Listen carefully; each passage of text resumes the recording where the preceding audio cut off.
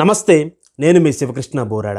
అమ్మవారి పట్ల విశ్వాసం ఉన్న ప్రతి ఒక్కరు కూడాను, పిల్లలు కావచ్చు, పెద్దలు కావచ్చు, ప్రతి క్షణం కూడా రక్షణ కోసం పఠించాల్సినటువంటి ఒక గొప్ప శ్లోకం. ప్రతిరోజు కూడా స్నానం చేసుకున్న మరుక్షణం అమ్మవారి ముందు నిలబడి అమ్మవారికి నమస్కరిస్తూ ప్రతిరోజు కూడా ఈ ఒక శ్లోకాన్ని చెప్పండి. సర్వదా సర్వదేశేషు పాతుత్వాం భువనేశ్వరి మహామాయ జగద్ధాత్రి సచ్చిదానంద రూపిణి. ఈ శ్లోకం యొక్క అర్థం ఏంటంటే, అమ్మ మమ్మల్ని ప్రతి క్షణం కూడా రక్షించు, ఎల్లప్పుడూ కూడా మాకు అండదండగా ఉండి మమ్మల్ని సదా ముందు నడిపించని చెప్పి అమ్మవారిని మనం ప్రార్థిస్తున్నట్టు. ఒకవేళ మాకు శ్లోకం రాదు, మేమేం చేయాలని చెప్పేసి అడిగినప్పుడు ఎంత మాత్రం భయపడకండి.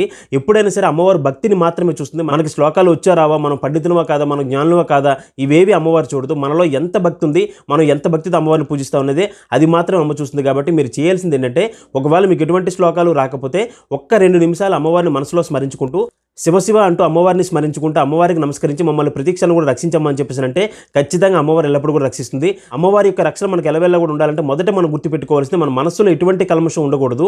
రెండోది ఏంటంటే, భక్తిని కలిగి ఉండాలి. భక్తి లేకుండా మనం నటిస్తే మాత్రం అమ్మవారి ముందు ఎంత మాత్రం చెల్లదు. కాబట్టి భక్తితో ఎటువంటి కల్మషం లేకుండా అందరిలో కూడా పరమేశ్వరుని చూస్తూ సమాజ హితం కోసం ఎప్పుడైతే మనం ఆలోచిస్తామో ఖచ్చితంగా ప్రతిక్షణం కూడా అమ్మవారు మనం వెంట ఉంటూ మనల్ని రక్షిస్తుంది. అందులో ఎటువంటి సందేహం లేదు. అలానే మరొకటి గుర్తుపెట్టుకోవాల్సింది ఏంటంటే, అమ్మ అనే పదానికి అర్థం పరిపూర్ణమైనటువంటి ప్రేమ, పరిపూర్ణమైనటువంటి రక్షణ.